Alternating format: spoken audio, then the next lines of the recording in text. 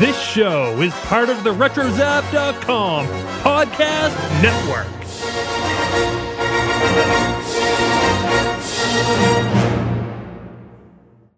We're ready and we are recording. This is what you can look forward to on episode 173 of Skywalking Through Neverland. I would say it would come in number 3 just because of the scare factor. It was just so good on so many levels, and I think it's because I really wasn't 100% sure what to expect. And I think what touched me most was the message of growing older. Do I need to start calling you Drip Pan? We can see Hoojip's hopping around Hogwarts. Amazing. It should be the right person for the job, or the best person doing the best they can. Ladies and gentlemen, boys and girls. Hello, Skywalkers. Listen.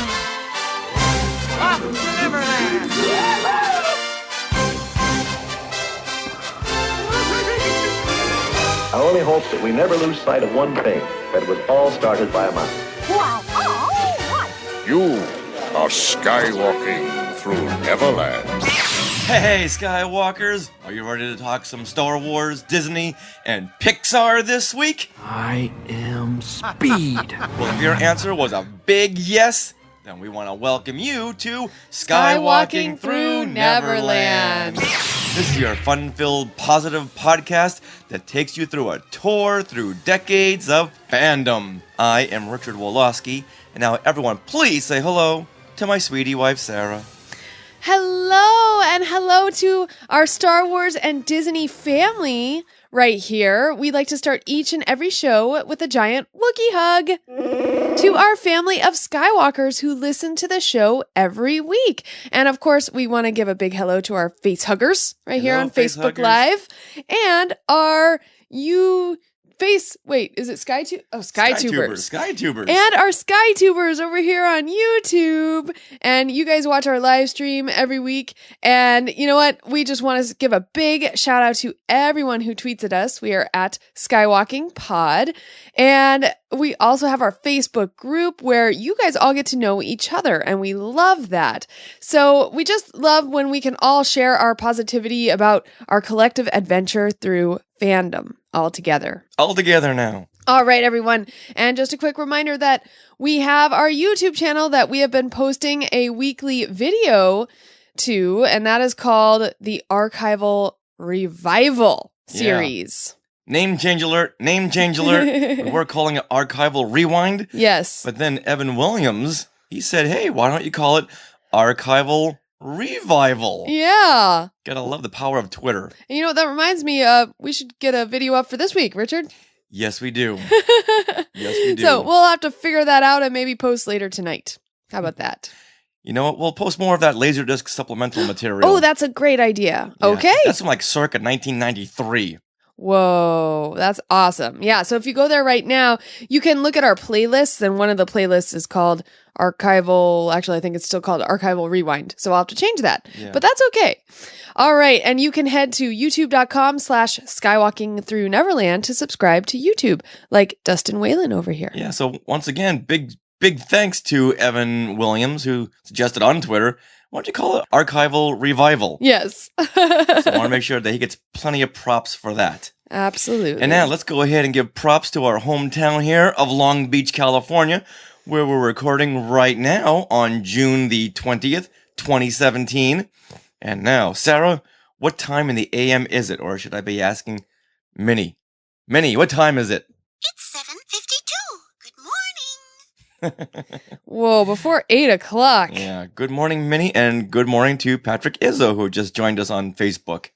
All right, now, coming up on this episode, we will be on a fluffy cloud as we are joined by Teresa Delgado to review Cars 3. Now, if you saw the film, you'll know what that reference means, the fluffy cloud. Now, we're also going to talk about the press conference and the amazing insight from all the actors and the directors and the producers. I love the press conference because you get to see the film on another level. Mm-hmm. And boy, Cristela Alonzo, who plays Cruz Ramirez, Wow, she gives some insight during this press conference. So amazing. I mean, she made herself a star during that press conference, at least in our eyes, because I had never heard of her before. Now, if you had seen the film last weekend and you fell in love with her character, Cruz Ramirez, well, then you will love what she has to say. And also on this episode, we have Skywalker shoutouts, a Skywalker of the week, and things we want to share. Things we want to share. Things we want to share. Things we want to share. Now, we did some really fun things over Father's Day weekend, but because of our crazy summertime schedule, we're going to hold off on those stories, including an impromptu interview with legendary Disney Imagineer Bob Gurr when we ran into him at Walt's barn. So that's a little tease. Yeah. Little tease for next week. And we did a couple of really fun things, but once again, we're going to hold off until next week. Got to keep these shows a little bit shorter during the summertime because of our crazy schedule. Mm-hmm. Now, what did we do last week, Sarah? Good evening. I'm the Hogwarts sorting hat. There's nothing I can't see. So try me on and I will tell you where you ought to be. Yeah, well, we got to preview the new nighttime lights at Hogwarts Castle at Universal Studios Hollywood. Now, I'm so excited about this because, of course, the wizarding world at Universal is my favorite thing there. And when they announced these nighttime lights, we were, our annual passes had just ran out. And we're like, oh, man. So I guess we're not going to see these nighttime lights. But then we got this press invite. So we're like, woohoo. So we got to go on June 15th. We saw a preview of this beautiful show. And what it is a 6-minute show that highlights the different houses of Hogwarts. And it's projections, like light projections on Hogwarts Castle. So you basically stand on the stage where they have all the live shows. The live shows, yeah, like the frogs singing and everything, the toads singing. And you watch the nighttime lights in that area. And the Hogwarts comes to life with the different, like, Ravenclaw. And Hufflepuff and Slytherin and Gryffindor. Mm-hmm. So it's kind of like a commercial for all the houses. Well, yeah, it's a way to show your house pride, basically. So, like, when each of them comes up and displays the crest and the animal, the people in that house cheer. So it's kind of like at Disneyland when they have the light shows all projected on Main Street and such. Right, yes. Yeah. Okay. But now it's just on Hogwarts Castle. Mm-hmm. Although the surrounding trees have lights in them that light up with corresponding colors to the houses. So that's pretty fun. So this happens 3 times a night within about half an hour each time. So you can actually hang around the Hogwarts Castle and see it all 3 times because it's not like an intense World of Color where it's a 20-25 minute show. It's only 6 minutes. Yeah. Not a big time investment here. Yeah. So what stuck out to you the most? Well, the fact that it's just so sharp. The digital projections are so sharp on the castle, and the snake from Slytherin goes all along the castle and wraps around, and it's kind of terrifying. Some of the kids in front of us had to look away at that moment because it is very scary. Well, it looks like it's breathing and almost constricting the castle. It's kind of cool. All right, so what stuck out to me was also the Slytherin snake, because that just looked the coolest, and the music itself. So John Williams actually arranged this 6-minute piece of music, and they went and they recorded the London Symphony Orchestra in London for this arrangement of this show. So I was super excited about that. So knowing that going in, I was really listening to the music. And to me, during Slytherin, there was a whole new theme for Slytherin that John Williams had composed.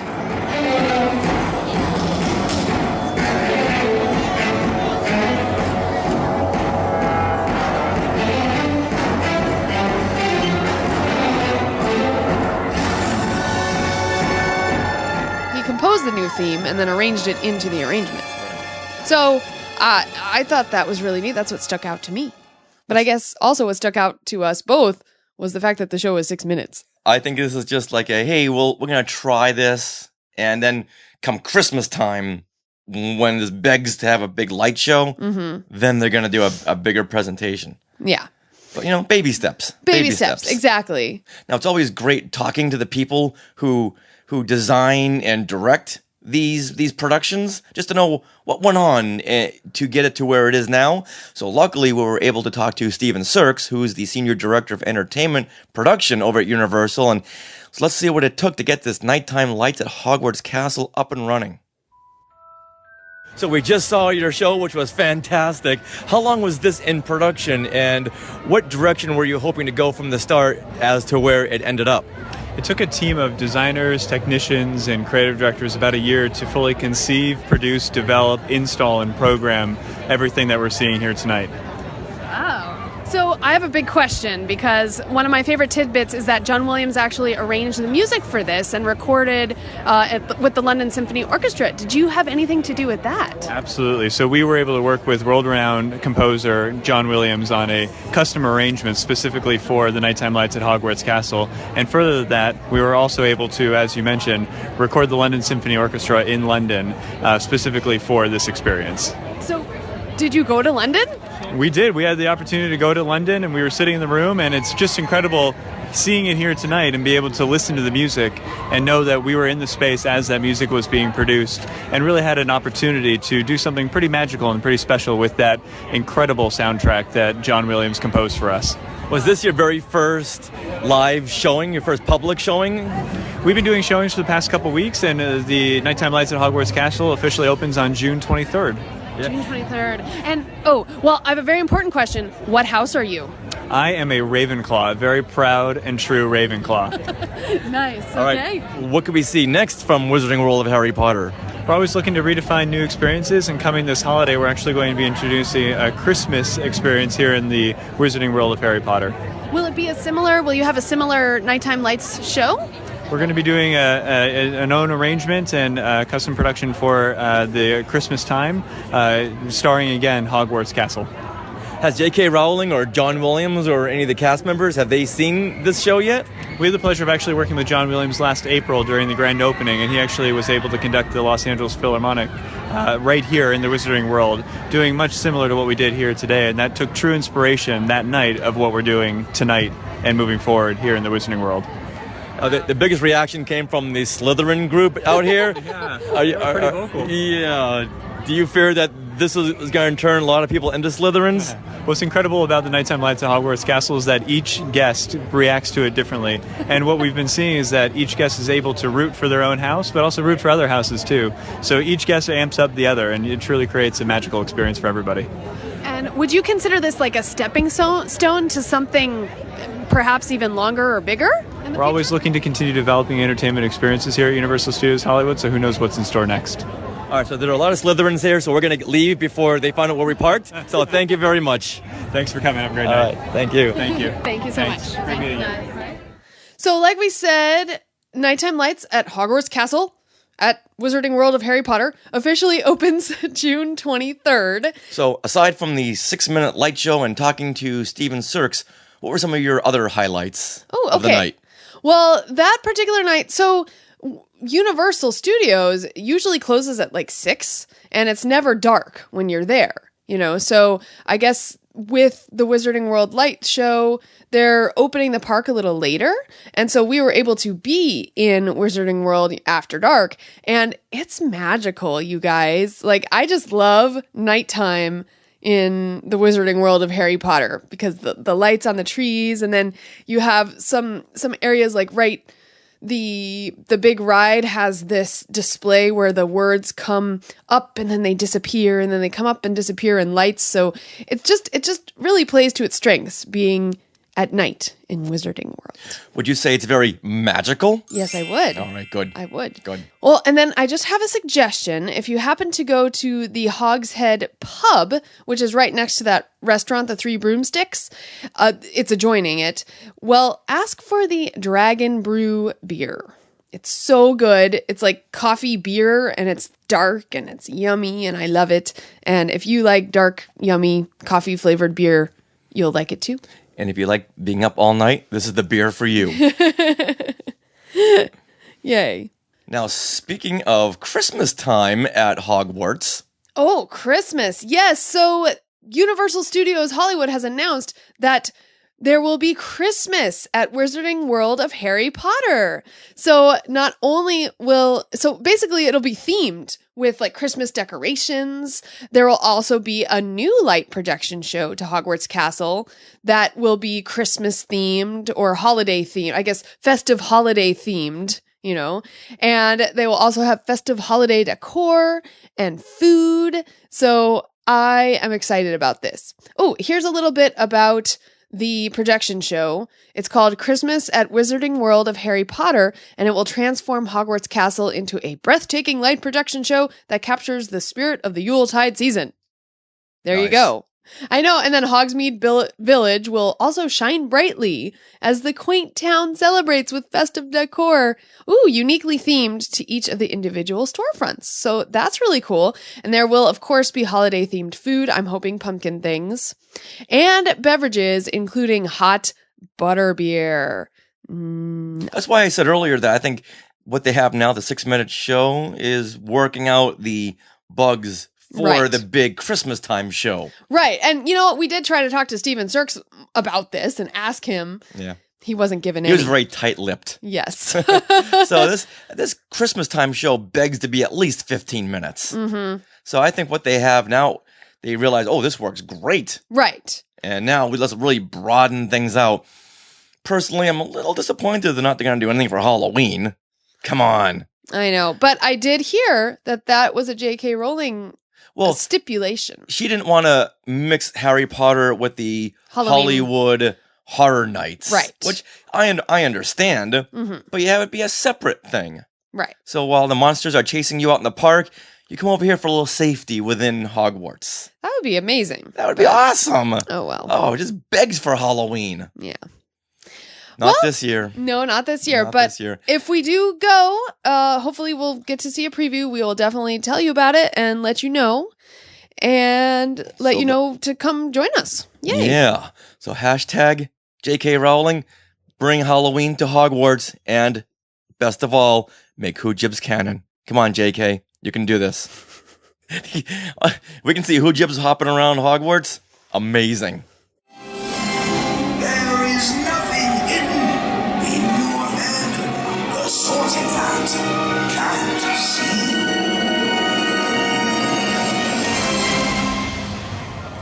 Now, speaking of amazing, let's now roll into our discussion with Teresa Delgado about Cars 3. Did I mention this film is amazing? If not, the film is amazing.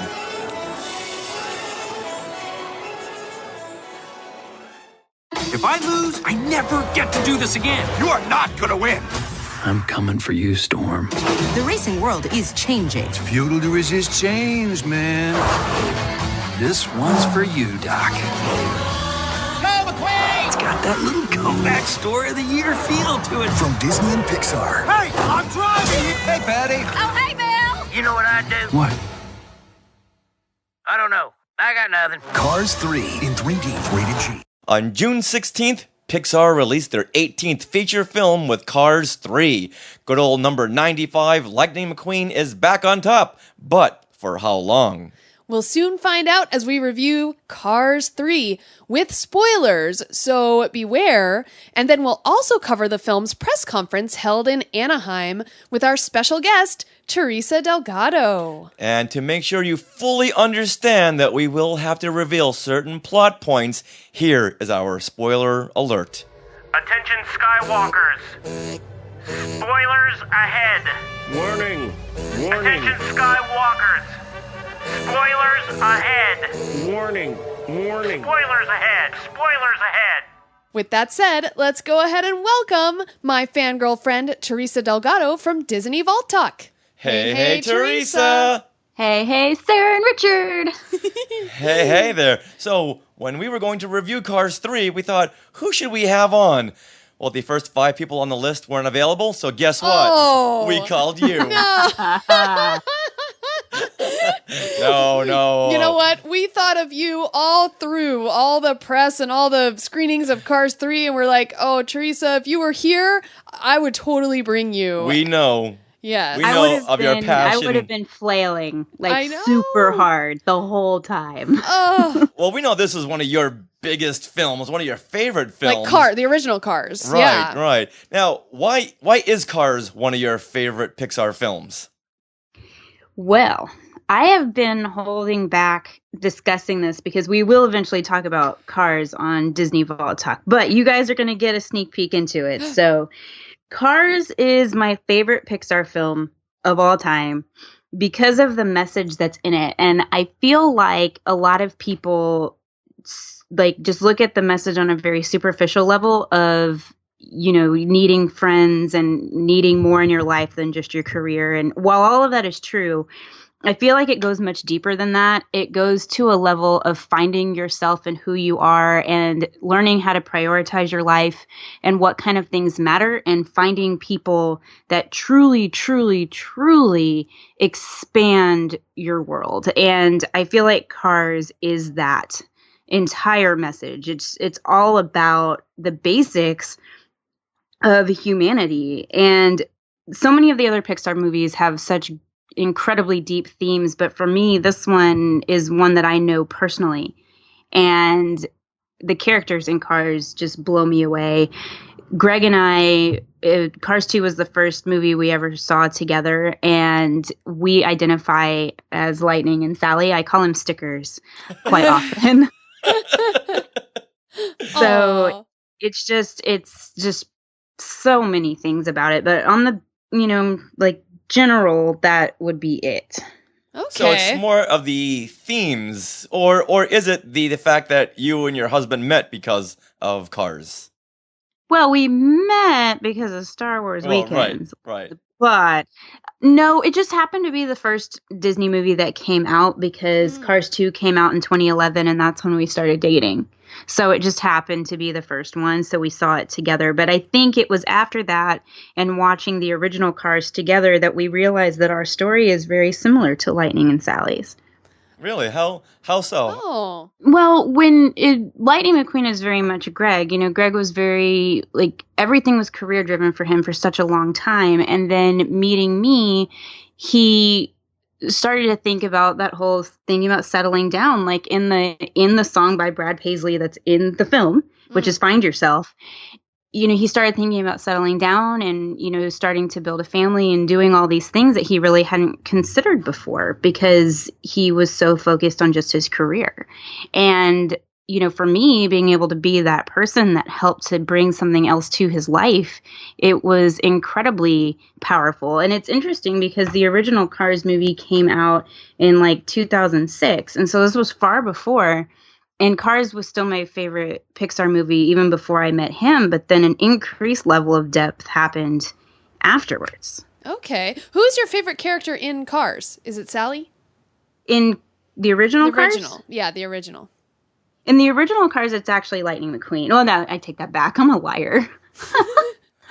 Big liar. It's Fillmore. Oh. The bus? Yes. What you really need is a sweet taste of my homemade organic fuel. I should have been born to where I could have been in my late teens, early 20s, and the 60s, just, you know, relaxed and rocking out and going to Woodstock. And I'm Fillmore. I'm like, every third blink is slower, man. Like, totally Fillmore. But in Cars 3, Cruz Ramirez, like, oh my God, I'm so in love with this chick. I am so excited that I get to train you. I grew up watching you on TV. Huh. Is that right? These young guys are great and all, but I like a challenge. I'm not that much older, In fact, but... I call you my senior project. She's amazing. Well, you know what? Yeah. Let's jump ahead to Cars 4. If John Lasseter were to call you up and say, "Hey, Teresa, I'm just calling numbers at random here, and we're going to put you in Cars 4," what kind of car would you be and what color? I'd be a purple Camaro. New Camaro. I love that she had that ready to go. Oh, she had that one chambered. Uh-huh. All right, now let's talk about Cars 3, like which that. you just saw last night. So, what did you think? Oh my gosh. Immediately after, I think I really just wanted to yell, play it again! Just because I really wanted to watch it again. It was just so good on so many levels, and I think it's because I really wasn't 100% sure what to expect. I had a general idea of the story, but the end, the way that it ended, I wasn't expecting that. I wasn't expecting it to be this almost role reversal, and for spoilers, everybody, for Lightning to become her crew chief, and for him to encourage her and empower her to go and reach for the thing that she's always wanted but never felt like she could ever achieve. And the whole incredible message of this movie just blew me away. And there were so many things about it. It's so multifaceted because you go through all of these different experiences. I think I cried 3 times. And then I started laughing out loud, and I was cheering and clapping, and my whole theater at the end just burst into applause. Aww. When Cruz won. I mean, it was just amazing. And then hearing all the little kids, and there was one little girl, I could hear her voice, she was like, "Go Cruz!" And it was so amazing. Yeah, you know what? You say that you didn't see the ending coming, and while we were writing our review, I was going to put that the ending is a surprise twist, but if you really think about it, you can kind of see it coming, but the film is so compelling that you don't. Well, do you agree with that? Well, what I saw coming was actually Lightning winning again, and I think if he had won again and nothing else happened, I think it would be a forgettable film. I'm thinking if the ending that happened, that we saw, made this film so much more memorable because... Oh, big time. Yeah. It just wasn't... I think it was unexpected. I mean, in my opinion. Yeah, but if you look at it, it could be Lightning and Mcqueen to win the race. Right. Which would have been you're right, a horrible ending. Well, and it could have been expected. Storm winning. Right. And that would have been like, okay, it's so rocky. Right. Let's get away from that. So the only alternative is to have Cruz win. But I'm just saying, through the film, you should have seen it coming, but... Once again, the film was so good and the characters so riveting and there was such an arc to the storylines and the characters that I didn't see it coming. Right. Okay. And that's the beauty of it. I agree. I mean, it pulls you into the story so much that you don't have time to sit there and think about what's going to happen next. And it just happens to you. That's my point exactly. Yeah, there's so much happening and you're so invested in these characters and where the story is going. You don't even think about the ending because basically you don't want the ending to come. You want to see more. Right. All right. Yeah. Now, Sarah, what is your reaction to Cars 3? Okay, so I, unlike Teresa, was not the biggest fan of Cars. And admittedly, I only watched it a couple times and didn't really take in the message that you took in, Teresa. So for me, it was really hard for me to connect with these inanimate object cars. And I just couldn't get past that. And now I really want to see the original Cars again, because I think I can get past it now. So, and then seeing Cars 2, it wasn't that great. I thought it was cool on a level of, it looked neat. Like everything was beautiful to look at. But Cars 3, I went in low expectations, not really knowing what to expect. And I was blown away by this film. And I think what touched me most was the message of growing older. Oh, no. Because for me, just the day before, I had this existential, not really crisis, but just this moment where I was like, wow, all these younger kids are now in their 20s and they're actual people doing things. And here I am 10 years older than that. And it was just this weird thing that I had. So when I saw Cars 3, it totally tapped into that moment. And I was like, wow, time just marches on and I'm older. Do I need to start calling you Drip Pan? No. But I just thought it was funny, and I didn't take it as a bad thing to think about. It's life, and it's a way to think about it, if that makes sense. Sure. So Yeah, that's sure the does. message I took away, at least in part of the message I took away. What about you, Richard? I loved the first Cars. I thought it was one of the best Pixar films, nay, one of the best animated films I'd ever seen. I just loved the story, and I loved the characters, being a boy, I used to have these little toys when I was a kid. I used to love my cars. Like every little boy loves their cars. Aw. And so this just spoke to me on so many different levels. Then we saw Cars 2, and wow, what went wrong? There's so many different ways to go with that. So when we were going to go see Cars 3, I was not excited at all. I just thought, oh boy, they really messed up on the second one. So, okay, we'll go see it, whatever. But wow, what a fantastic film. And in my opinion, this is one of the best Pixar films. Now, going back to what you were saying, Sarah, about how it really touches on the nerves of the older audience. Mm-hmm. Boy, I'm 10 years older than you. So I'm in the audience going, is this an animated comedy film or is this a horror film? I was getting scared.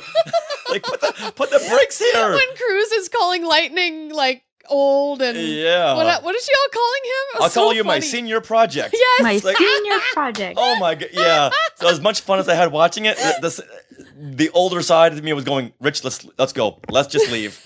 Let's just go back and watch Matlock. I'm sure there's a marathon on somewhere. Matlock, what's that? That's not funny. That's not funny at all. So how about some Murder, She Wrote, Richard? That's what my grandpa used to watch. My grandpa used to watch all the time. Yeah, but when I hear Angela Lansbury, I'm just going to be thinking about Mrs. Potts. And I've trained you well. Yes, you did. Yes, you did. So I love the film, but at the same time, it scared me. Mm-hmm. Now let's about favorite parts. There are so many good parts. Yes. Let's narrow this down. Okay. So Teresa, what scene really stuck with you? Man, car aerobics. When the little Latin song comes on and she's like, she's just like dancing. She's like, right tire, left tire, left tire. Was that in the training facility? Like, yeah, she's like, and shake it out. And then Enlightening does it. I was waiting for Lightning to do it. When he needed to apologize for her for him slipping back into crappy Lightning. And he's like, I'm sorry. And she's like, stop now. Okay, I'll go with you if you stop. So the funny part stuck out with you. I love that. Yes, so that part, and then there was one other at the very end when he comes down to the racetrack in Radiator Springs. Lightning McQueen. Yes, and when Lightning McQueen drives down, and he has had Ramon do his paint job as an like a tribute to Doc Hudson. I lost it. I was just like, oh my god. Oh, he's that like dark blue color, right? Yeah. Oh. Yeah. So there's a yin and a yang to your answer there. Well, that's good. That's yeah. very good. All right, Sarah, how about you? What was your favorite part of Cars 3? Okay, for me, this brings up another message in the film. I loved when there was that heartfelt talk between Cruz and Lightning, when Cruz reveals that her dream was to be a racer. Before this point, we didn't know that as the audience. And she says that she was so scared to pull out of her first race, she never took the chance. And so she asked Lightning, how did you get through your first race and know you could compete with all these guys? And he replies, I don't know. I just never thought I couldn't. And that to me, like, completely resonated because it just kind of says so much about how you're raised and what you're told as a kid and how so many kids are raised. You know, if you're constantly told you can't, you know, those fears and those doubts may seep in like Cruz had. Mm-hmm. But if everything is showing you can, whether you're a boy or a girl, whatever, then you are like Lightning. You will be fearless. Yeah. And so do you want to say your favorite part? But I do want to talk about this message. I want to know, like... No, go on. Okay. Well, I want to know, like each of us, like, how did we feel as kids growing up? What messages did we get? I know that's a deep question, but I was... Coming from Cars 3? Well, or just in general? No. This message, like, what were you told as a kid? In general.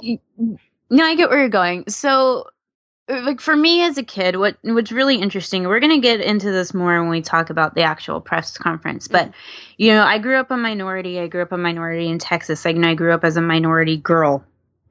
And my mom did an incredible job of making sure I knew that I was loved and that I could do anything that I wanted to do. She always made sure to tell me those things and to lift me up anytime I was down. And being a kid and even into adulthood who has suffered with depression and thoughts of self-harm and things like that, it was a very interesting dynamic because I was given a ton of support from my family, but my self-esteem has always been terrible and low. And even to this day, it's something that I struggle with. And so sometimes it doesn't even matter like how much what you're told from your parents and stuff, because your own inner struggle can be something that can be a barrier for you. And it's about learning to channel all the stuff that you're told as a kid and use that to help you break down the walls that you have built up around yourself. And so I think that's really important because it really does play into Cruz. She's built up walls around herself of what she's capable of doing and what she can't do. And who knows where it comes from in Cruz's case. Right. You know, like, but it's the same kind of concept, if that makes sense. No, it does. You know what? Your thoughts totally ring true for me. Like I too, my parents were so good about giving me toys that boys or girls would play with. You know, I got My Little Pony, I got Brio, I got Lego, you know, and at that point there was no Lego girls stuff. It was all just the Lego stuff. And that was good. And then I was in a great school system where I didn't feel marginalized at all. But like you, I always feared trying things. And I think it was the fear of failure. I was fearing failing those things. And honestly, it took, I think, Richard, you, to help me come out of my shell and try things. Because you fly around trying things and like starting projects and finishing them and completing, you know, like it's never for you procrastination. You're always doing. And I think that's a good lesson that I learned. And my mom was always like that too, but for some reason I was just always scared to try things. And it's like that wall was up, but now you've helped break it down. Oh.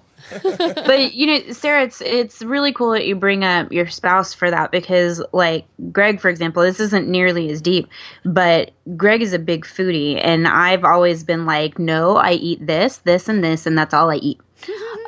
But because of him, I've started to try so many different kinds of things, and he'll make me food based off of like what he knows I like, but he'll branch out further, you know. And so sometimes, even though our parents are a certain way, it takes somebody that we connect with on a different level to get us to want to try or do things differently. And so I think that's a really good example with Richard. Yeah. Oh, good. I'm glad I brought that out of you. Yeah. Now, for me, as a kid, I was the shyest person in the room. You would never know I was there. And my dad, when he entered a room, you knew he was in the room. He was the loud, boisterous, fun guy. And I was always so envious of that, but I could never do that. I could never raise my voice. I didn't want people to hear me. I was just so shy. And it was my mother who taught me, you know, if you're not assertive, if you don't put yourself out there, you're just going to be lost in the crowd. And that scared me. It scared me like you would never believe, because who wants to be lost in a crowd? And I would never want to ask for things. Right. But once again, if you don't ask for it, you're not going to get it. You're not going to get ahead. So I think those lessons there really built and shaped me to what I am now. And I would love to go back and in time and go, thank you for these lessons. Oh, yeah. This is just fantastic for, you know, as a grown up or even as a kid.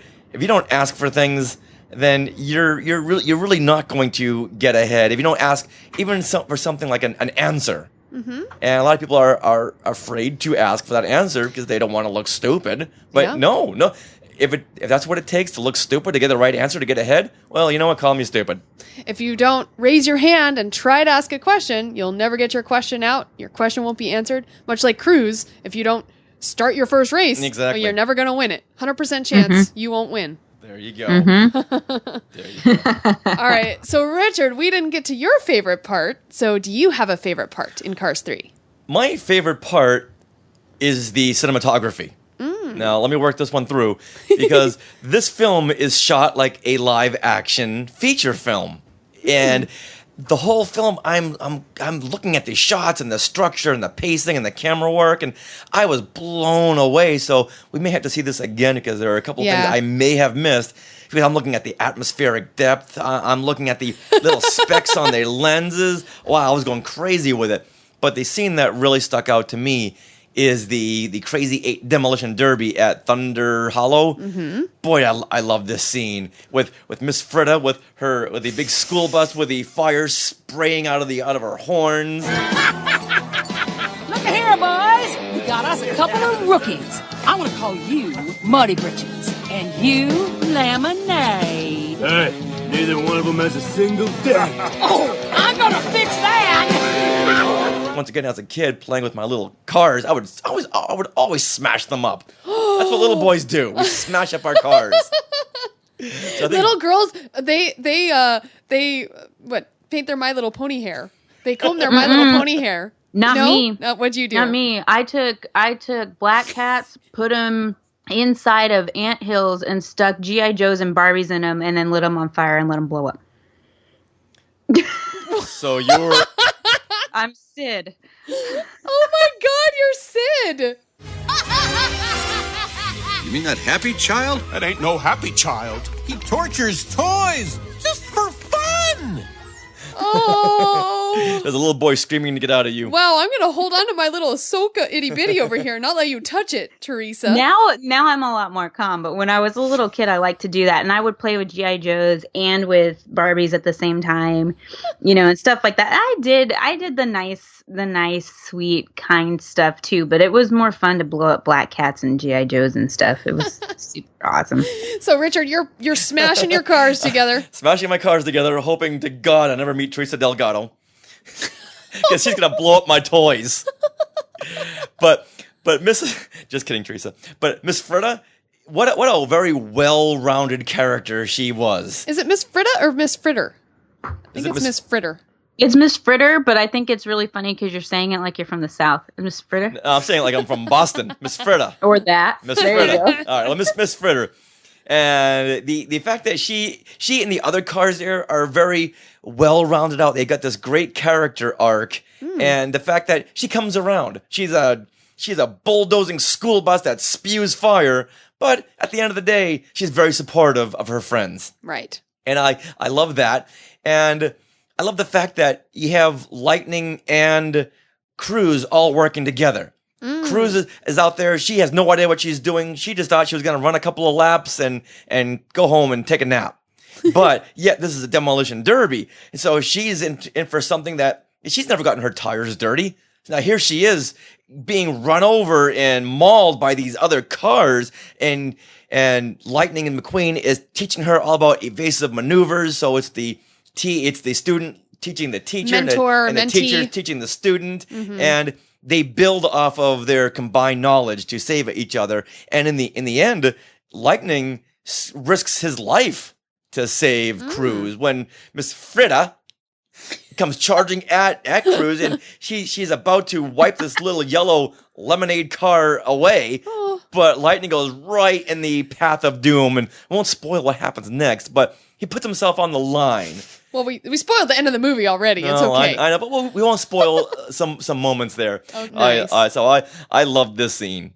Oh, well, great.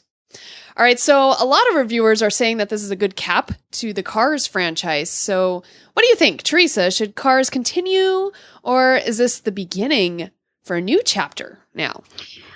I think that the Cars movies definitely should continue, and I think they should continue in the sense of I think they have realized where their sweet spot is.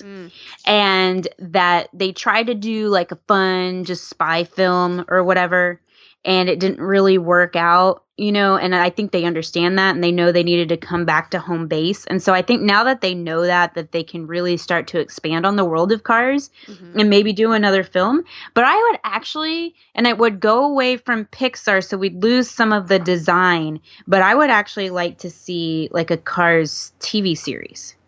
you know, where we're seeing the interaction of all these characters, and we'll get to see more and get more things in little nuggets, you know, and maybe like Cruz getting ready for like the Piston Cup, like for a season, and she's doing all this stuff. And I think it would be really cool to see it as a series.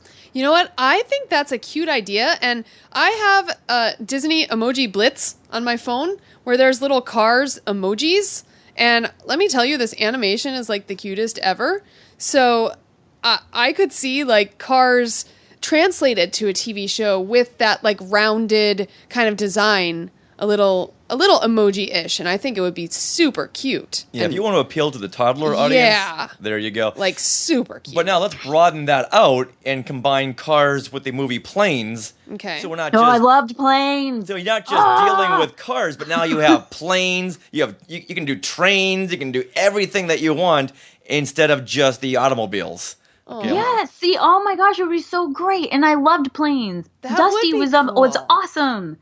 Wow. Yeah. So expand that world. I actually collected, there was little planes characters that were these little tiny planes that were rolling around, and they had 3 little wheels, and I collected a whole bunch of them, and I would take pictures of them in really weird places around Austin. Now, unfortunately, this will never happen because Pixar owns Cars and Disney Animation has Planes.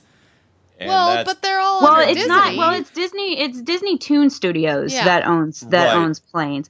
But they're never say never, because Disney will do a lot of things. This is coming from D23 from 2015, was that? Or yeah, 2015 was D23. When Planes had opened that weekend, someone had brought that up, and it was inferred by, I forget who it was, but said that it's 2 different studios there. So you're right, never say never. However, it would take a lot of contract negotiations to make that work. Mm-hmm. And plus, they did Cars, they did Planes at Disney Animation to prove to Pixar that, hey, we can do a film at a third of the budget. Right. But the proof is in the engine, because the movie Planes did not do well at all. No. They just were. Neither did its sequel. No. So they're focused more on the look and the animation and proving their point that they forgot about this little thing called story. Well, they shouldn't have released it in a big theater. I mean, Disney Toon Studios are the same people who made all the Tinkerbell films, which I would have loved to have seen in the theater. However, they did not release those, but because John Lasseter's favorite film is Cars, they released those Disney Toons in the theater. So I think it should have been flip-flopped, honestly. I would have gone to see Tink, but that's me. Okay. So, Richard, do you think Cars should continue? Oh, of course. Okay. Of course. When I read this from different reviewers, what are you doing over there? You think this should be the end? We have this new character, Cruz, a breakout character. If anything, there's going to be a spinoff. Yeah. Or let's bring Cruz to Radiator Spring. Oh boy, Cruz at Radiator Springs. What would Sally say about that? Oh. So I think there's so much room to grow, and plus we saw so little of Tomater. Let's bring him back in. So there's so many well-rounded, crafted characters. It would be a shame to end it here. Yeah, I can see that. And like Cruz Ramirez, I think everyone fell in love with her by the end of that film. So I'd love to see her story continue. It's a lot like Rey almost. I mean, that's why. Force Awakens. Yeah, that's why I want a TV show, because then I can have an episode all about Fillmore. There you go. Yeah. Okay. Yeah, well, maybe like an anthology show where you have one mini episode about Fillmore, one about Sally, one about Tomater. Yeah. Little bite-sized shows. All right, so Disney, if you're listening, give us a call. Yeah. We've done all the work for you. So where does this rank in our all-time Pixar films list? Teresa? Well, how far back are we? Are we doing top 3? What are we doing? 1995. Toy Story. Duh. But you asked the question. Are we doing like top 3, or are we doing like just what our number 1 is? What are we doing? Well, where does Cars 3 rank? In your top 18, okay? Is that easy? Okay, my top 18, got it. Yes, that helped. So Cars 3 is going to be number 2 behind regular Cars. So 1 and 2. Wow. Oh wow, that's saying something for this movie. Nice. Well, and then number 3 for me is Inside Out, so it's like Oh, wait, is Inside Out? That's Pixar. That's Pixar? Ooh. Yeah. Not an easy question. Oh my gosh. Because you'll say, it's number 2. Oh, hold on, number 3. No, Yeah. number 4. No, number 1.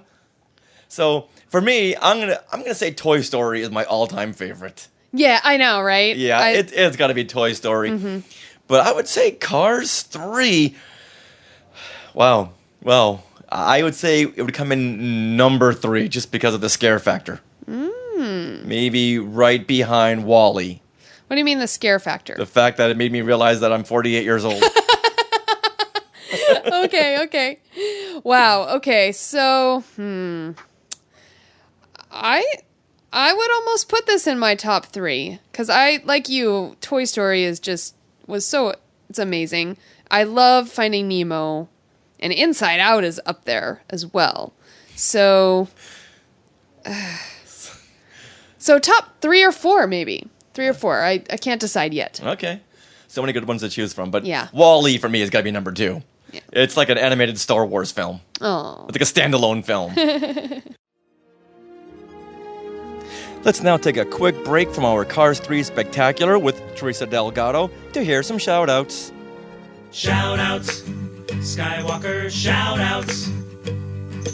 Which Skywalkers get props from here in Neverland? Who was tweeted out? Shout out. Who was photobombed? Shout out. Who was shared a post? Shout out. Now, we made a couple of appearances last week on some podcasts. Like on the June 16th episode of Network 1901. You'll hear Sarah and I as we discuss skywalking through Neverland and our passion for Star Wars and Disney as we hung out with Josh Taylor. At Disney. Well, at Disney California Adventure. Yeah, we were there for the Summer of Heroes. Summer of Heroes. Josh just moved into the neighborhood and said, "Hey, come on down. We'll record an episode." So once again, that is the June 16th episode of Network 1901. Yeah, so if you go to YouTube and search Network 1901, it'll be right there. Yes, I should have mentioned YouTube. And then if you go on over to the Us Fans Radio Network, on episode 91, I have a nice chat about fandom with Adam O'Brien, and we talk about Planet of the Apes, which we get to see tomorrow, War of the Planet of the Apes. So excited. I am so excited for tomorrow. Yay. So we talk about War for the Planet of the Apes, we talk about Star Wars fandom and fandom in general, and have a fun discussion. And Adam, one of the friendliest guys, I think, in the galaxy. Oh. Thank you, Adam, for having me on your show. Once again, that's Ausfans Radio Network. Episode 91. All right, so let's head to Twitter for this next tweet, this next shout out. Now, The Last Hut, who is at Jabba128, he was tweeting about our classic Marvel Star Wars comics episode, and he said, "Maybe you can tackle the Star Wars newspaper comic strips when you finish the Marvel run." And a picture of, I'm assuming this is one of the strips? No, this is the book that contains all of the daily Star Wars strips from the 1970s and 80s. Oh. Yeah, this ran from 79 through 84. Okay. And so it was every day, and then on Sundays they would have their special color strips. Remember I mentioned this on the podcast stage show? This is the comic strip that turned me into the life of crime, because I would steal, in quotes, our neighbor's papers just so I could read the comic strip. Oh, yeah. And then I would cut it out and return the paper. Oh, you're so mean. When you're 8, you don't think of it as stealing. It's like, well, this is Star Wars, so I'm entitled to I'm entitled to this. I'll bring it right back. The guy was like 90 years old, the neighbor, so I doubt he was reading the comic strips. I might be mistaken, but if he was 90 back in 1979, he would be like in his 120s right now. All right, so I'll call him up, I'll apologize, and maybe I still have these comic strips, so I can just return them. Suarez very upset at you. But you know what? When you're 8 years old, you're exonerated. I suppose. I don't know. No, you are. It's okay. But you know what? Okay, let's backtrack. I didn't steal. I borrowed. Yes, that's what you did. But it was also mentioned that we should cover these stories at some point after we're done with our classic Marvel Star Wars comic run. So we just covered issue 14 out of 107. Oh, wow. So, and they're roughly one a month, sort of. One every 6 weeks. So yeah, we'll get to that in, years. But I'm going to put this on my early birthday list because I do want these. Okay, you better write that down somewhere. Yeah. All right. Well, let's jump over to our Facebook group, which once again is an amazing place to meet other Skywalkers. And this is where Gabriel Koba shared a link. And he said, so Thursday is the birthday of everyone's favorite ghost host. Dave Scale? Sorry, Dave. Paul Frees. Oh. Yeah.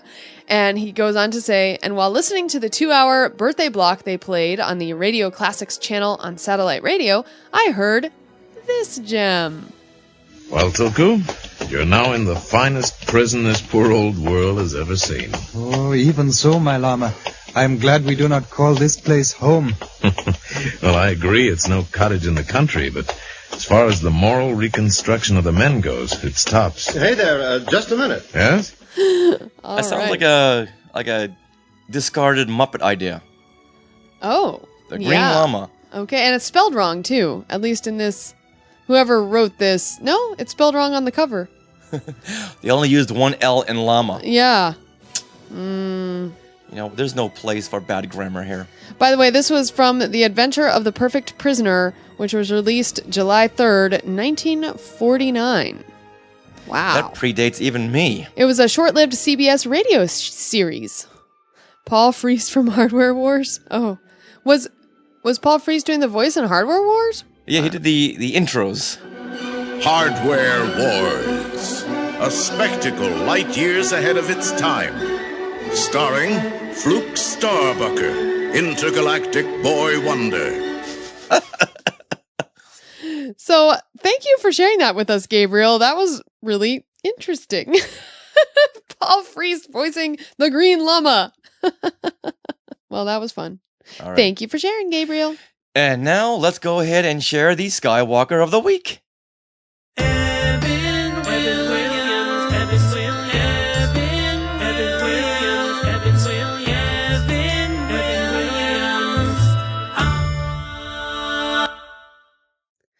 Congratulations, Evan!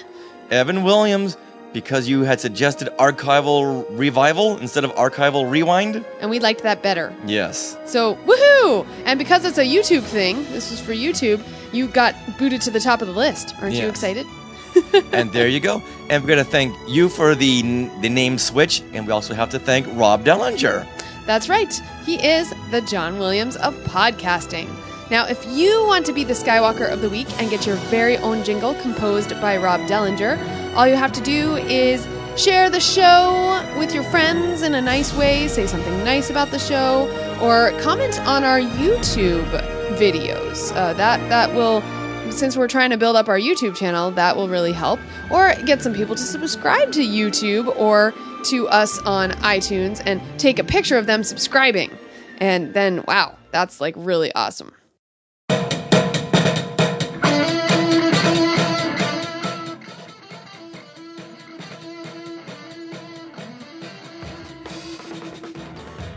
All right, so with that, I think it's time to go to the Cars 3 press conference, which on June 10th, that was held at the Anaheim Convention Center.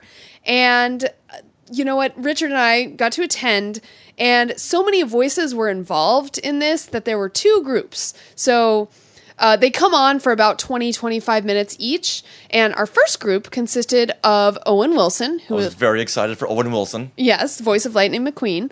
Armie Hammer, the voice of Jackson Storm. Cristela Alonzo, the voice of Cruz Ramirez. Kerry Washington, as the voice of Natalie Certain. And I'm certain I don't remember her. And then the Cars 3 director, Brian Fee, and Cars 3 producer, Kevin Rear. All right, so our press conference moderator. Now, they always switch up the moderators at these things, and this time it was Ray Evernham, who is an analyst for ESPN NASCAR coverage. So. Yes, he is, and he's actually quite fun to listen to. Oh, nice. Yeah, he did a good job. Yeah. Well, I'm talking about actual, like, NASCAR coverage, because I like NASCAR. Well, even for this, we can tell he's got some announcer experience. This is a little out of his comfort zone. Right, But I but think he did a good job. Yes, yeah.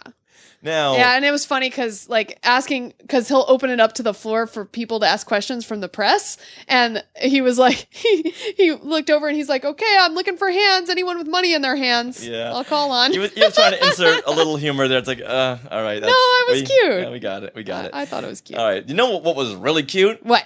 Cristela. Yes. She was definitely the standout. Of course, she is the voice of Cruz Ramirez. Mm-hmm. And being a stand-up comic, she took the floor multiple times because a question would be asked. And being a comic, she was right on. She was so quick with her thinking. And here she is now talking about her new standout character. Well, Cruz Ramirez is a great little character. I loved playing. And what I like about her is that she's very good at what she does. But at the same time, she still has doubts about herself regarding the same skill that she uses to coach the cars to become the best they can be. What I like about Cruz is that I think that she's very relatable to both boys and girls, in that you might have doubts about things and you don't know how you're going to pull something off. And at the end of the day, you realize that the only way to make sure that you can do your best is to actually just go for it and trust your instincts. And I think that that's something that we all struggle with at times. It's that the whole idea that you think you can do something and then you have doubts and you realize, forget the doubts. It's going to happen anyway. Let's just try our best and see what happens. And I love that about her. All right. So, Teresa, what do you think about what she just had to say?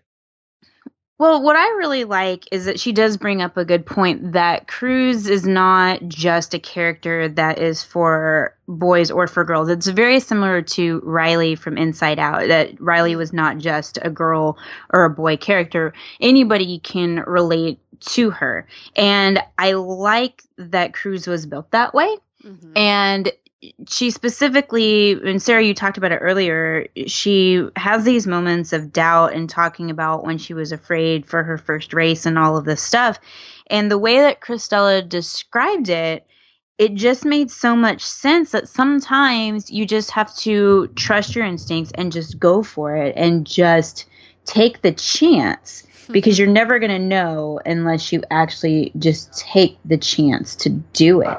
Yeah. And I know from a design standpoint, like, I didn't necessarily, like, when I was watching the film, we had not gone to this press conference or anything. So, like, yes, I know Cruz is a girl, and when I'm watching the film, I associated that, but not as much as, like, say, Wonder Woman. You know, like, for me, the cars were more, what is that called when it's not boy or girl, but it's in androgynous. The cars were more androgynous. To me when watching it. And I think that's one of the beauties of this movie, is that it does allow for that, so that there can be interpretation on all sides of the spectrum. Yeah. But there's so many good messages in Cars 3, and I do hope that's one of the messages that really sticks out with kids. And I know kids will see this multiple times, and I hope each time they're going to get something newer and utilize that, because all you have to do is try to do something, and your instincts will kick in. If it's something that you really want to do with racing, she's had so much prep in training for that big race that she couldn't get her mind around it, but if she just trusted herself, just turn off your mind, go with your feelings. She may have just won that race. Yeah. But she just held back at the wrong time. All right, now, here Cristela is once again doing what she does best, taking the floor, with her thematic point of view. You know, what I like about this story, and what I think I loved about Pixar creating this world in Cars 3, is that you actually see, we tend to forget that it really is about skill. We don't really reference that she is a girl. We don't reference that she's a female driver. We actually talk about how good she is, and we see it in the story. And it's one of those lessons that I think we tend to forget about, that it's not about a boy or a girl doing something. It's about the best person doing the best that they can. So I think that's such a great way to get a story about female empowerment, by reminding everybody that we're all pretty much alike and we're all the same. And if you work hard and you have the skill, whoever is the best will win. So here, Cristela really talks about empowerment. And I know, Teresa, right when you got done watching the film, I saw some of your tweets about how everyone should see this film, marginalized or, it's about empowerment, boy or girl. I mean, what were your feelings, immediately after seeing this film and how it relates to this? Well, relating to where she makes the comment about the best person doing the best that they can. When I hear her say that, I think a lot about when we've been talking about female script writers or directors or what it may be. We've talked all about that a lot when it comes to Star Wars. And I think she has a very good point that we really do need to get past the gender wall to a point to where it's whoever's the best for the job should be getting the job to do it. And unfortunately, in our society, we're not there yet. But I think this movie actually hits the nail on the head on that. And specifically when Sterling, who's Nathan Fillion's character, is saying, no, she's going to damage the brand. She's just a trainer. She's not this. She's not that.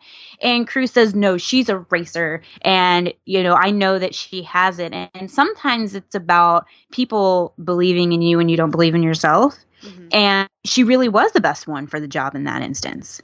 And there was some things happening with Jackson Storm when they were like, she's right behind you and all this stuff. And he felt intimidated and he didn't like that. And it's almost like this mirror of sometimes what we see that happens in society. And I know that they're trying to make it genderless, but that message was there, which I liked, but it wasn't in your face. It was just a subtle undertone. But I really do think that Cristela is trying to hit home with that this is not a boy-girl thing. This is just about being able to empower each other. And I really love that. Yeah, me too. Now, I totally agree with that. I didn't see it as a male or female winning here or there. I saw it as friendship empowerment. Just like in Star Wars, where Han comes to save Luke. That's the empowerment right there, being very selfless. And that's what Lightning McQueen does throughout the whole film, even when he's saving Cruz at the Demolition Derby. Yeah, I just love that message of it should be the right person for the job or the best person doing the best they can. That really hit home for me. And I know in my notes from the press conference, I wrote that down right away. I was like, ooh, got to get back to this quote. Right. So this press conference happened a week after Wonder Woman had come out, where the whole, female empowerment message was very, very prominent in social media and everything. And so this particular conference took a major turn toward that. And it was really Cristela who talked about, it's not really about being a boy or a girl, but where she stood economically as a kid. So let's hear Cristela on this. For me personally, I always approach stand-up in not trying to be so specific that you let people feel like they don't get it or it's not for them. So when I think about your question, it's not really about boys and girls. For me personally, I actually approach it as a economic level. So because I grew up so poor, that I want poor kids to know that they have a shot at doing it. So for me, I think the lesson surpasses gender and actually goes to the childhood that somebody has. I mean, I didn't know I was poor when I was a kid because my mom did such a good job of making me love life. It wasn't until I started telling stories as an adult that my friends are like, you were poor. You know what I mean? So for me, I think that I love that you said that this is Pixar's Wonder Woman, because for me, I think that we don't have enough stories about female characters actually in a world with male characters where they get to succeed in a way that isn't romantic or anything. It's just being empowered and succeeding. And so I think it surpasses gender. For me, it's just any kid that feels disenfranchised, disappointed, feels like they don't belong, feels like what's the point? This is the story for them. For me, this is a story about hope. And we need more stories like that because the kids are the ones that grow up and they're the ones that take over the country. I think there are a lot of people who feel like an outsider. And I think that because the film is so grounded, no matter what the specifics are about why you feel like an outsider or why you feel like other or why you feel disenfranchised or unrepresented, no matter what that looks like for you, you can identify with Cruz. Oh my gosh. This was I don't know if I've ever cried during a press conference. But this story that she tells here, where she talks about how she grew up and not really knowing she was poor until she was an adult. And here's the thing, and she says it great. I don't really have to try to re-say it, but just to help me get my thoughts, she makes a great point about when you're growing up and you don't have a lot and your parents are doing a lot just to help your family to be able to survive. Sometimes things that go by the wayside are messages of encouragement and being told that you can dream big and shooting for your goals. And of course, your parents, no matter what, they want you to have something better than they did. But for her, growing up, getting out of McAllen, Texas, which is where she's from, and being as successful as she's been is huge. And it's not common. It's very, very, very rare. And I know this just because of living here my whole life and being a minority here and knowing what it's like and having family and friends that are from that area. And I understand her story. It resonates with me. And so I think when she talks about where for her, it's not a girl or boy thing but it's about economics, it's because often you don't have those same advantages that people have that went to schools that were better and they took AP classes and they got college credit when they were in high school and had a chance to go to college and to be able to succeed. They didn't have all those chances.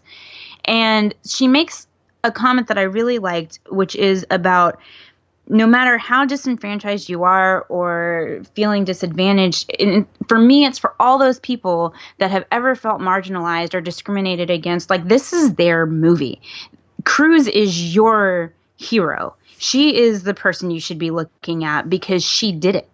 And she maybe didn't do it in the way that everybody would dream of doing it, but she still did it. And she found people to help support her and get her to where she needed to be. Enlightening was her final push.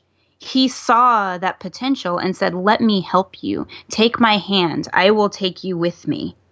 And sometimes we all need that. And so, see, like I started crying and I'm like getting choked up right now because it means a lot, you know? Oh, it sure does. And that's why I think Cars is such a great future ahead of itself with someone like Cruz speaking for the audience, no matter where you are economically, if you're a boy or a girl, everyone can really look through the point of view of Cruz.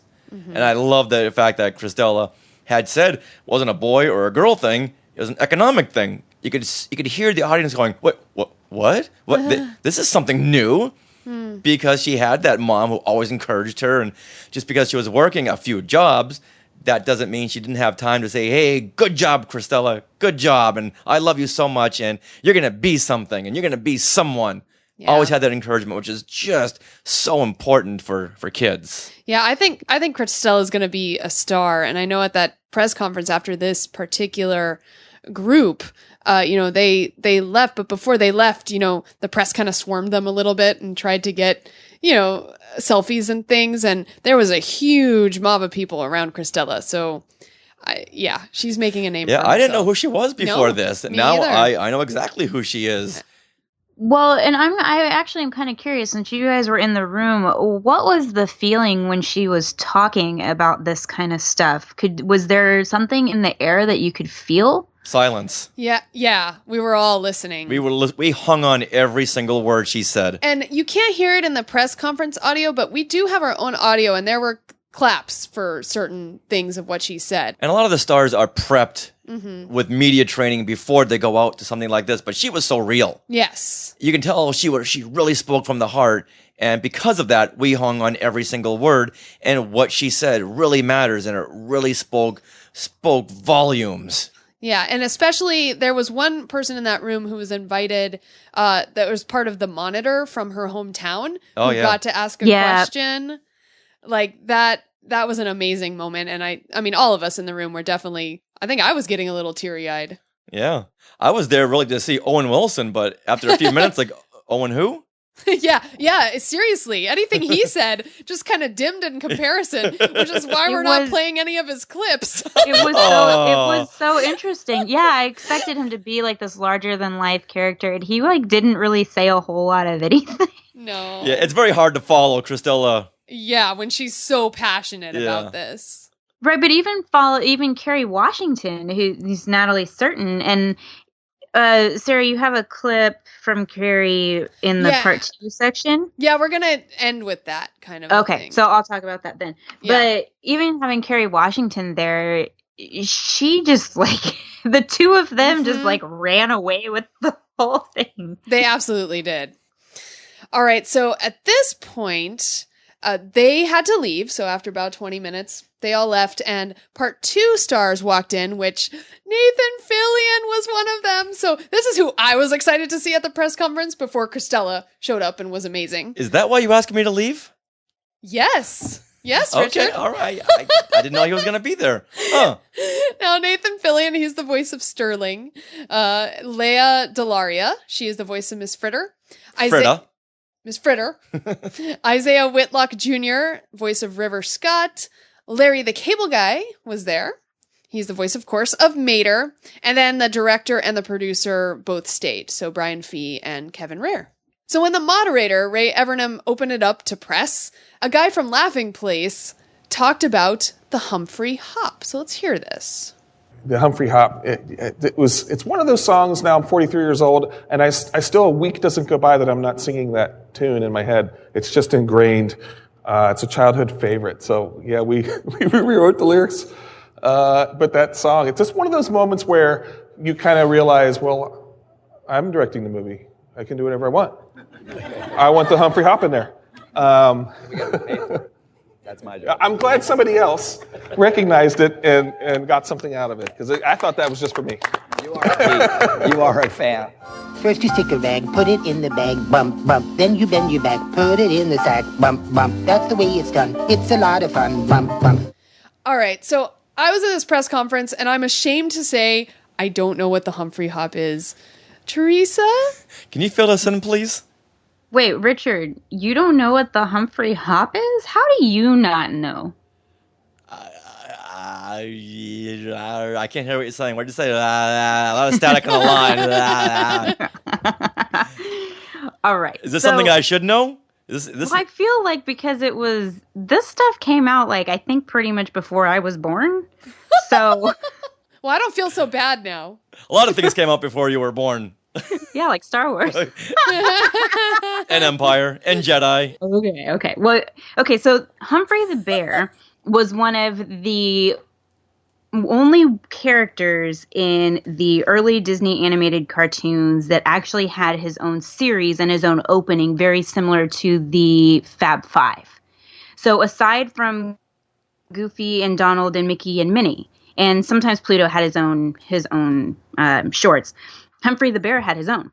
Huh. And he was originally seen in conjunction with some of the other characters, and then he got a few shorts of his own, and then they stopped making the shorts. So there's only a few, and one of them is the Humphrey Hop. And this is where several of the bears, including Humphrey the Bear, they are in a park. So, and there's this like older man, little short fat man, who's the park ranger. And he has all of the bears. They have those sticks that have like those needle spears at the end to pick up trash. Oh, yeah. And so he sings a song where he's like, stick a piece of trash, put it in your bag, bump, bump. Stick a piece of trash, put it in your bag, bump, bump. Oh. And they're doing this little dance, and it's just like when the guy was like Humphrey Hop, I'm like, yes. And I heard it on the press conference, and then I promptly stopped listening to the press conference. And then I went and saw the movie, and then Mater singing it, and I could not even hold it together. I was just like, this is so great. And the lyrics that they made up were amazing. This doesn't even sound familiar. No, it does to me, like very vaguely. And I'm looking at a picture. You find it on YouTube. It's on YouTube. I'm looking at a picture of Humphrey, and he looks familiar. So I must have seen this as a kid. but I didn't recognize the song when Tow Mater was singing it. But that's when he's like bumping his bum, right? His truck bed. He's like bump bump. Yeah. Bump, bump, that's the way it's done. It's a lot of fun. Bump, bump. That's the beauty of these Pixar films. There's so many Easter eggs. Mm-hmm. And if you blink or if you stop listening for half a second, apparently you missed something like the Humphrey Hop. Bump, bump. Yeah. Did you catch any other Easter eggs, Teresa? You know what? I'm gonna have to go and see it again because they're there. I know they're there, but I feel like there had to have been one in Mater's tower that he was making while he was singing his version of the Humphrey Hop because he had all these different pieces of stuff. And I feel like that would have been a great place because the ball's always in a Pixar movie, so I didn't see it. But then there's always other little things. Yeah, like the Pizza Planet truck. Yeah. Yeah, I'm sure it was there. It was probably, honestly, the Pizza Planet truck is probably in one of the crowd scenes at the races. I'm sure. Yeah. Okay. Yeah, you could hide Knight Rider and the Dukes of Hazzard car and the Batmobile in there. You'll never know it. All right. Well, thanks for enlightening us on that. Yeah, all of his shorts have to do with him and the park ranger. Get that song stuck in my head now. All right. Me too. Let's move on. Now, we all owe a huge thanks to John Lasseter for never saying cut when he was recording Paul Newman for the original Cars film. Now, because of the unused clips, we get Doc Hudson back in a very touching moment. Yeah. Now here's producer Kevin Rare and director Brian Fee telling us all about this. You know, we were really lucky. John Lasseter ran on Cars 1, kept the mic open, and we had all this wonderful things, and we did transcriptions, and the Newman's Own Foundation was so terrific in supporting us and knew that we were trying to be as respectful as possible with Mr. Newman's performance, and that we weren't just, kind of doing it we had lightly. Hours of voice on tape to kind of comb through and find, what was going to help us tell this story. Because there's some nuggets in there we couldn't use because they weren't helpful to telling the story. But we're, I feel, extremely fortunate that we got the right things. We got exactly what we needed, and we're just lucky. So in these moments is where, I really felt that whole message of time marching on. Doc Hudson, of course, was no longer a racer, but he found a new purpose in being a mentor. And I think that's just a great message for us older people to, maybe we're past our prime or we're getting past our prime, but there's always something new on the horizon to look forward to or always some way to better ourselves. But Key, the second time I cried when Smokey's telling him about how Doc came back to life because of lightning. And yes. I think that's so true. When the best parts of your life change as you get older, and things that you remember really fondly may not eclipse something else. And I know, like grandparents has said, some of the best parts of their life is getting to do stuff with me as their grandkid, and I never really understood it, oddly enough, until this movie. And seeing that story about Doc, and every time he was on the screen, I was just choked up of like, oh my gosh, it's Doc. And they're telling all these stories about him. Doc Hudson. Yeah. I have a real question that's sort of like, I don't know if you guys will have the answer. Mm-hmm. How does a car die in Cars world? They run out of gas. Also, how do cars have babies? Yeah, I never got that. And do they go buy one? Can they go buy a baby car? Yeah, and then is the cars are they stuck with their model? Their right, certain model year. Hey, guys, girls, this is not a documentary, okay? No, if Sally and Lightning have a baby go with car, if Sally and Lightning have a baby car, oh my gosh! If Sally and Lightning have a baby car, it would be me because it would be purple. Because they're red and blue. There you go. Sally opens up her trunk and a little car pops out. You don't need to know how it got there, okay? That's what the spin-off series will all be about, okay? Wow. It'll be a class they teach in a special course in high school. When a mommy car and a daddy car love each other, they give birth to a little Teresa car. You know what, Teresa, when you get to one of these Cars press conferences, you have to ask that question. Dude, totally. I'm going to do it for the next movie. All right. Now let's move on to the birds and the bees and the cars. And move on, Sarah, to your question that you had asked. Yeah, Richard, you had left the room, thankfully. Yeah, you told me to leave. I wasn't sure why. Go outside and block your ears. And I had to ask Nathan Fillion and a couple others this question. Sarah Woloski from Skywalking Through Neverland podcast. I would love to know any of the newer cars in this film who were introduced, like Nathan Fillion. Were you guys able to have any say in the design of your cars at all, and what kind of car you picked and the color? No, we were not. No, but I gotta say, they nailed the eye color on Sterling. Incidentally, only reason the Sterling car isn't here right now is because it's actually so nice someone's out driving it.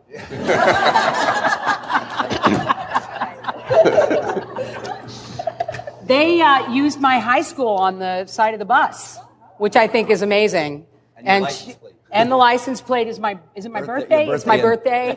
And like but it wasn't like I didn't call them up, I won't do it unless my birthday is a license plate. They called me and said, what's your birthday? What high school did you go to? And then the next thing I knew, I was actually saying my high school at the script, and it was on the bus, and I just think that's kind of great. You're going to be awesome at your reunion. Oh, I will be king of the reunion. I love my car. They got the brown eyes. They got the mustache with the grill and everything like that. So I was very happy with it. So I had no idea what response I was going to get out of this. This question I came up with it quickly. I know Nathan was kind of being funny, but Leia had a great answer, and I don't think we would have known this had I not asked this question. Best question ever. Yeah, I was surprised that each one of them, except for Nathan, took it seriously and revealed some things I had never even realized. Uh-huh. I mean, there was an Easter egg right there with Miss Fritter's high school. Yeah. Yeah, on the side of the bus. Yeah, Leah's high school was on the side of the bus, and the license plate was her birth date. I know, it's so cool. That's awesome. Yeah, I love that, and the fact that they just called her up. By the way, can you see like Pixar calling you up? What was the name of your high school? What was your high school mascot or something? And you're like, a lion. Why? You know, no reason. Yeah, exactly. Don't tell anyone this. Hang up. You'll find out June 16th at a theater near you. Yeah. Bye, Miss Fritta. It's Fritter. No, it's Fritta. We're from Boston. Now, before we wrap things up, I do want to just say one little point that I thought was funny. You know, I was excited to see Nathan Fillion the most, and when he came out, yeah, we get it. I'm sorry. When he came out for the press conference, the second press conference, and they had all the chairs, like they were the director high chairs there, and so everyone's situating themselves, and he takes his chair, and he takes it right up front, in front of everybody. And it was such a Richard move. I was like, oh man, this is why I like him. Because obviously, I like Richard. She likes me. She likes me. Well, Sarah, I just want to point out that there was a time, and I remember what it was, when you were too scared to ask questions at press conferences. Mm-hmm. Something has come over you. It's true. No, I just being at more of these. You know, it's like Cruz. It's like the message of this movie. If you don't put your hand up, if you don't ask a question, you'll never get a good answer. Right on. All right, now let's move on to Kerry Washington. So yeah, basically, I mean, Cars 3 is amazing, and Kerry Washington, we're gonna hopscotch back to the first press conference here, but she really summed up what is so special about this film. So I think it will resonate with all kinds of people. And I think one of the reasons why we say it's for everybody is because what's so special to me about this film is not that the girl beats the boy, but that they win together. And I feel like that's such an important message. That she wins, but that they win together. That there's room for the mentor and the mentee. There's room for the girl and the boy. There's room for the champion and the newcomer. And that if we work together, there's room for everybody at the table. And I think that's one of the most special things about the film. Okay, like, did you cry during this moment in the press conference, Teresa? I think I was already crying because it was all around the same time. So yeah. Thanks, mentor. people, for making me cry during a press conference. Who does that?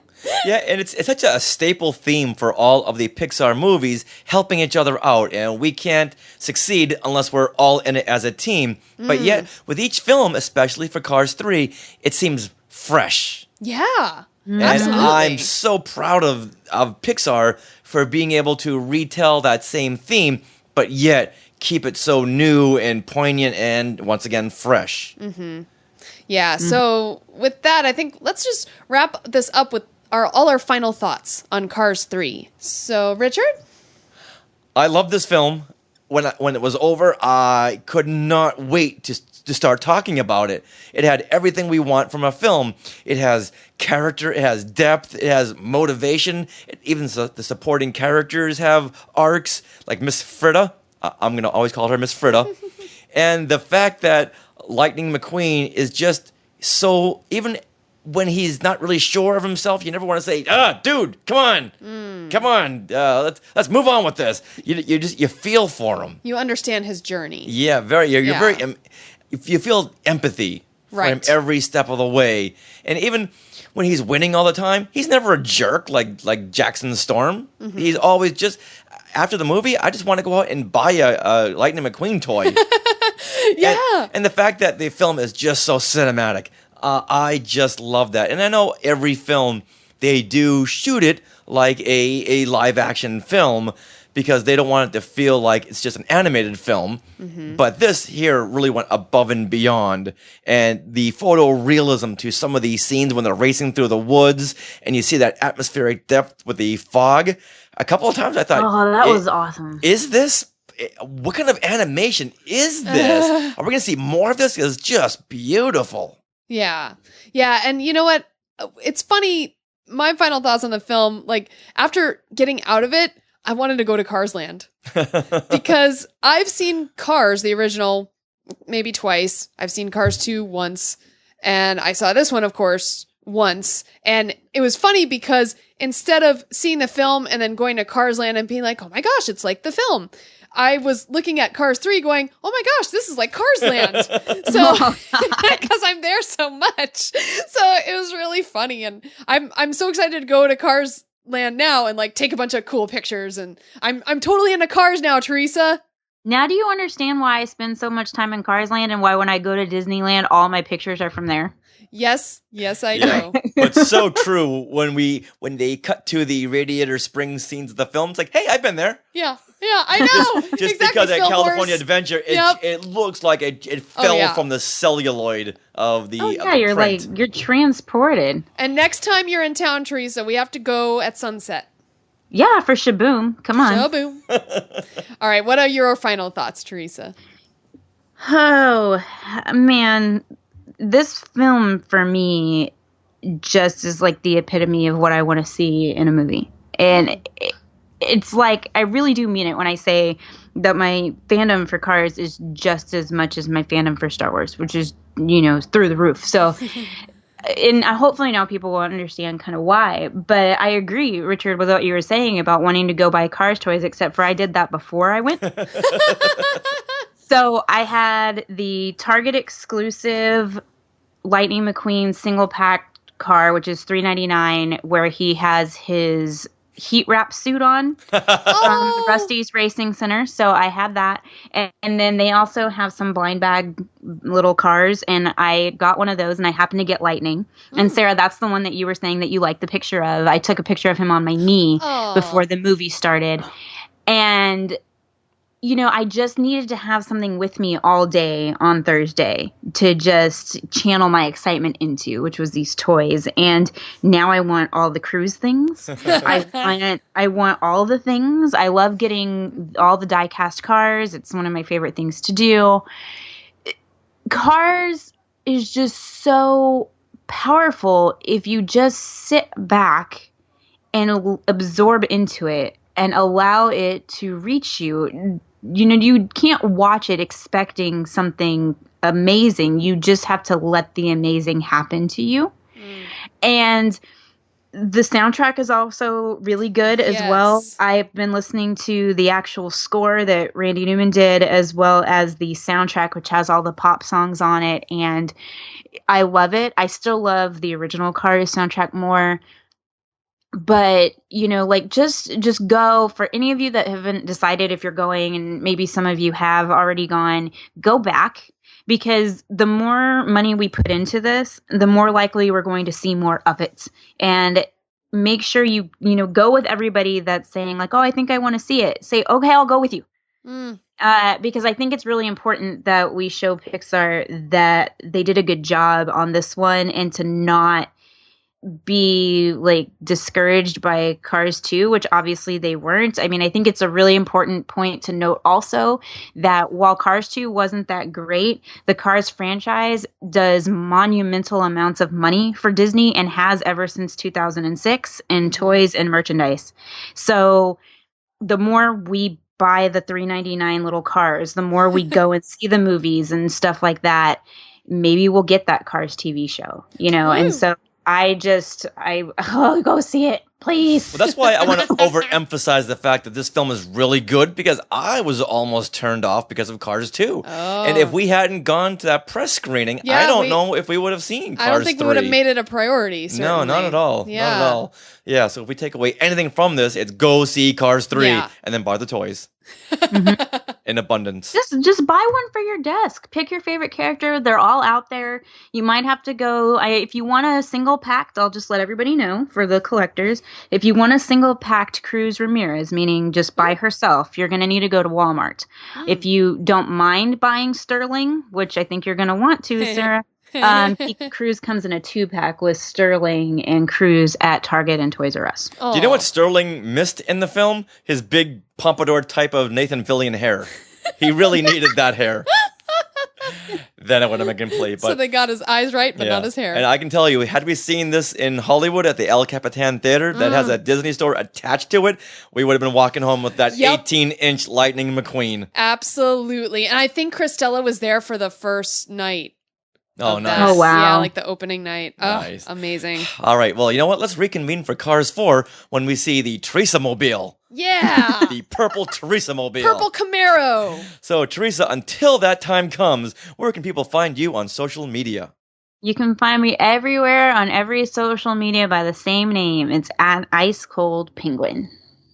And if you want to check out some of the other 5,000 podcasts that I do, the one that I would recommend the most, specifically with what we're talking about, is Disney Vault Talk. It's a show where we are going through all of the Disney animated films in the numbered canon, but we are getting towards the end. We're going to be switching to Pixar following once we cover Moana, which is coming up here, hopefully in the next month or two. We're going to be switching over to Pixar. So if you like Pixar films, you're going to want to dive in with Disney Vault Talk. Woohoo! And I was just on the episode for Tangled. All right, now, if Cruz Ramirez were to wrap this up, Teresa, what would she say? Be a fluffy cloud. Be a fluffy cloud. Oh, and with that, I'm walking away. I feel so light. Okay, nice. Well, that's going to wrap it up for episode 173 of Skywalking Through Neverland. Sarah couldn't be here to record the outro. She's off doing a job. I'm off doing a job here. I just finished off one of my shows at the Burbank Public Library, and I'm sitting here in the parking lot recording this. So this is the way it's going to be for the next couple of weeks. Guerrilla podcasting. But want to thank Teresa Delgado for coming in and sharing her stories about Cars 3 and her review. And I want to thank Hector Rios Jr. for coming down to my show at the Burbank Public Library and bringing the kids. And Hector, don't forget, I want to hear Lucy sing this Yoda Seagull song sometime very soon. All right, with that, I'm just going to wrap it up by thanking all of you Skywalkers for listening to the show and doing all you can to support Skywalking Through Neverland week in and week out. Now, if you want to get a hold of us, you can tweet at us at SkywalkingPod. Maybe tell us how hot it is where you are listening to the show right now. Because right now, it's about Mustafar here. You know what? If Mustafar in Tatooine had a baby, it would give birth to this temperature here in Burbank, California. It's that hot. Or you can email us share at skywalkingthroughneverland.com, or go to our Facebook group at facebook.com/skywalkingthroughneverland. And remember, if you want to join the Facebook group, you got to answer the questions before you can come in. All right, with that, just want to say to everyone, thanks for listening. Go to retrozap.com to hear a whole bunch of great shows. So with that, we'll see everyone next week for episode 174 with some surprises to come. And always remember to stay in the air conditioning and to Neverland on Alderaan. Some imagination, huh?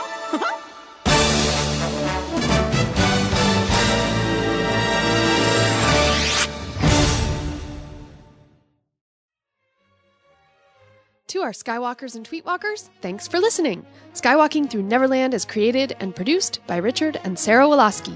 Original music by Rob Dellinger. Creative consultant Mark Augushowitz. Technical advisor Peter Heitman.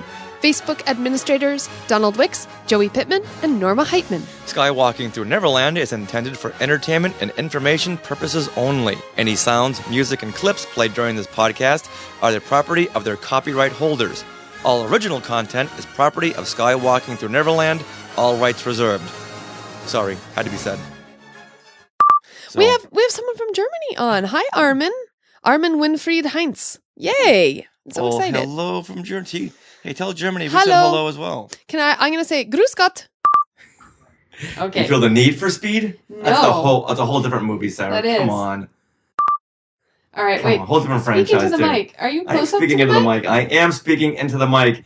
Just keep speeding. Just keep I'm speeding. speaking Speeding. too. Speeding. Just keep speeding. Speeding. Speeding. Just keep speeding. Speeding. Okay. Speeding. Now, get passionate about something. You're going to get louder? Just keep speeding. Oh, just no, keep that's loud. speeding. Speeding. Okay. Beep, All right. beep. That's why I have to Beep, keep beep. you between 7 and 6, because you get The excited. horn went beep, beep, beep. What are you talking about? What is that from? You never heard that song? No. But that's not even. It's not. You're even singing "Just Keep Swimming" wrong. But that's. That was the whole point, Teresa. And is there a Just so you know, I took way more notes for your show than I do for any other show I ever do. And that's why we have you on, okay? That's right. Thank you, Teresa. Yeah, we were gonna go to somebody else, but we went to you. I'd be insulted because my Cars fandom is like on level with my Star Wars fandom. So Well, I know this. I can't. I'm surprised. Like, I didn't ask you before we asked you. It's like, why? I've considered getting a tattoo of his 95 before. Aw, that's cute. That's adorable. Okay, this is all going on the end, by the way. Yeah. Oh, is this recording? Yes, it is recording. That's why she had you repeat. Just keep swimming. Yes. See, All Teresa knows. All right. This is where. Okay, bleh. All right, now finally, Teresa, where would you put this in the Pixar sequels behind? No, well, films like Toy Story 2 and 3 and Finding Dory and Cars 2 and Monster University. Well, it's the #1 sequel for me. I mean, I like Toy Story, but Toy Story doesn't. It's not in my top. Like Toy Story, the original one is like number 4 for me. Even with Woody's voice? Even with Woody's voice. But my #1 sequel film is going to be Cars 3 now. But my #2 is Toy Story 3, and then #3 is Finding Dory. Because Monsters University was cute, but it's also kind of forgettable. Okay. So, do you know what's not forgettable? The fact that Greg has got the TV on really loud. So hang on. All right. Everyone's liking us.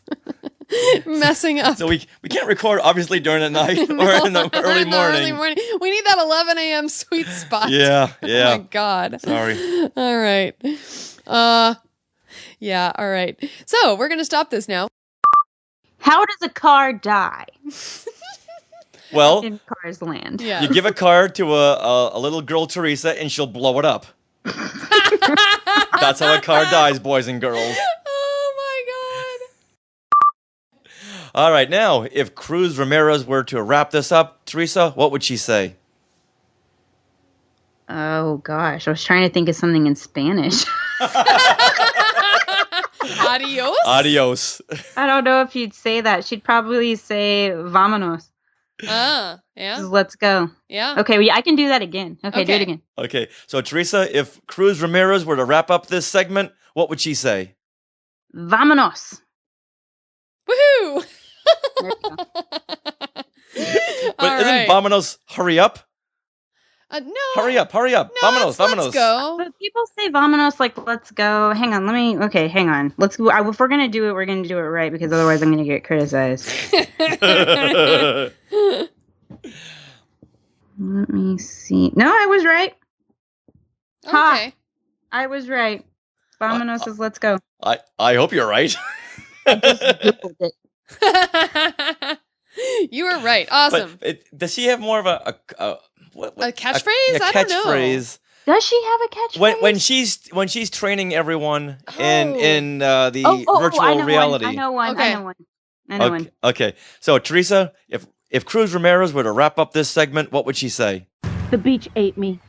There you Perfect. Thank you for sticking Teresa. with us, Teresa. This was fun. Yay! Oh my gosh, I'm so happy. I want to watch it again.